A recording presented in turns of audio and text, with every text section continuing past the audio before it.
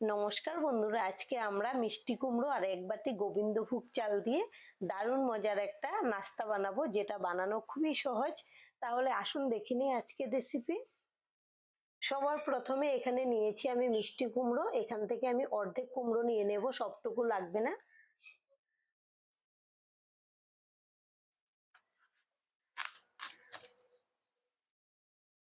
এখন খোসাটা ছাড়িয়ে নেব।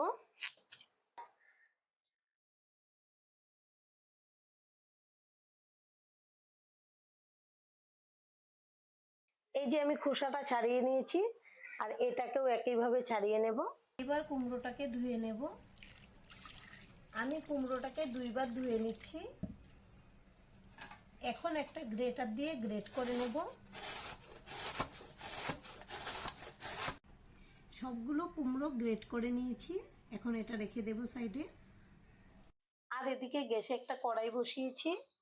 কড়াইটা গরম হওয়ার পরে দিয়ে দেব সাদা তেল। এখানে নিয়েছি কয়েক দানা গোটা জিরে, দিয়ে দেব। জিরাটা একটু ভাজা হওয়ার পরে এখন দিয়ে দেব গ্রেট করে রাখা আদা আর কাঁচা লঙ্কা কুচি। ঝালটা আপনারা আপনাদের পছন্দ অনুযায়ী কম বেশি করে নেবেন। এখন এটাকে একটু নেড়ে চেড়ে ভেজে নেব। আর আজকে আমরা নাস্তাটা সম্পূর্ণ নিরামিষভাবে করছি। আপনারা চাইলে এখানে কোচানো পেঁয়াজও দিতে পারেন। এখন দিয়ে দেব মিষ্টি কুমড়ো। এবার দিয়ে দেব স্বাদ অনুযায়ী লবণ, আর দিয়ে দেব সামান্য চিনি। একটু মিষ্টি মিষ্টি হলে কিন্তু ভালো লাগবে। এখন নেড়ে মিশিয়ে নেব।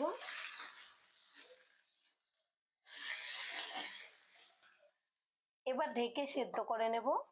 5 মিনিট পর ঢাকনাটা খুলে নেব। এর মাঝে একবার নেড়ে চেড়েও দিয়েছি। এখন কিন্তু অনেকটাই সেদ্ধ হয়ে গেছে, একদম নরম হয়ে গেছে। এখন দিয়ে দেব কিছু গুঁড়ো মশলা নিয়েছি, জিরে গুঁড়ো, ধনে গুঁড়ো আর ঝাল লঙ্কার গুঁড়ো। আপনারা যদি কম ঝাল খান এখানে লঙ্কার গুঁড়োটা না দিলেও হবে। আর দিয়ে দেব হলুদের গুঁড়ো। এখন একসঙ্গে খুব ভালো করে মিশিয়ে নেব। এমনিতে তো বাচ্চারা সবজি খেতে চায় না, কিন্তু এই নাস্তাটা যদি আপনারা বানিয়ে দেন ওরা কিন্তু ভীষণ পছন্দ করবে, আর খেয়ে বুঝতেই পারবে না যে এখানে সবজি দেওয়া হয়েছে। সবশেষে দিয়ে দেব ধনেপাতা কুচি।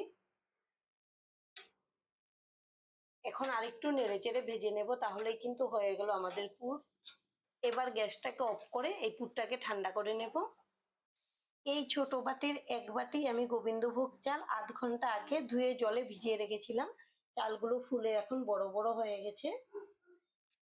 এগুলো মিক্সিং জারে নিয়ে নেব। আপনারা চাইলে কিন্তু এমনিতে আতপ চাল দিতে পারেন, তবে গোবিন্দভোগ চালটা দেওয়ার জন্য খুব সুন্দর একটা সেন্ট হয়, খেতে ভীষণ ভালো লাগে। আর এই বাটি মেপেই আমি নিয়ে নেব এক বাটি সুজি।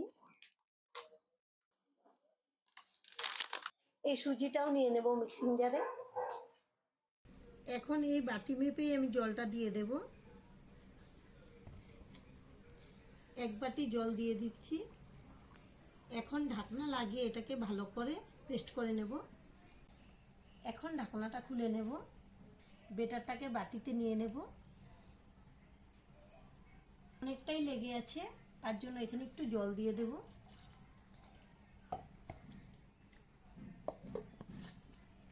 অল্প ঝাঁকিয়ে নেব। এই জলটাও দিয়ে দেব। আর এখানে নিয়েছি আমি হাফ বাটি ময়দা, এটাও দিয়ে দেব। এটা বাইন্ডিংয়ের কাজ করবে। আর দেব স্বাদ অনুযায়ী লবণ। এখন হ্যান্ড বিটার দিয়ে মিশিয়ে নেব। বেটারটাকে খুব ভালো করে ফেটিয়ে নিয়েছি। এবার বেটারের ঘনত্বটা দেখুন, ঠিক এরকম থাকবে। এই যে হাতাতে কিন্তু ভারী হয়ে লেগে আছে। এবার গ্যাসে একটা প্যান বসিয়েছি। প্যানটাকে গরম করে দিয়ে দেব সাদা তেল। আমি তেলটাকে ব্রাশ করে দিয়ে দিচ্ছি। এখন একটা পরিষ্কার সুতির কাপড় নিয়েছি, তেলটাকে মুছে দেব।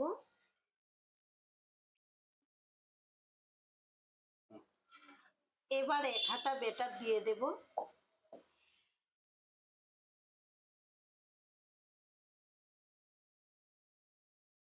ঢেকে দেব, তাহলে উপরটা তাড়াতাড়ি সেদ্ধ হয়ে যাবে। 1 মিনিট পর ঢাকনাটা খুলে নেব। এখন নিয়েছি পুরটা দিয়ে দেব এরকম করে। এই পুরটা দেওয়ার জন্য কিন্তু খুবই ভালো হয় খেতে। ইচ্ছে করলে আপনারা এটা সকালে জলখাবারে বা সন্ধ্যের টিফিনে বা রাতে যে কোনো সময় কিন্তু খেতে পারবেন।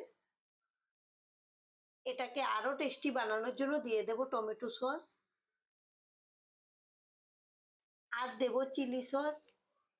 যদি আপনারা একটু ঝাল খেতে বেশি পছন্দ করেন তাহলে চিলি সসটা দিয়ে দেবেন, এতে সুন্দর একটা সেন্টও হবে, খেতেও ভালো লাগবে। এখন আমি হাত দিয়ে এখানে একটু বেটার লাগিয়ে নেব, এটাকে ফোল্ড করে নেব।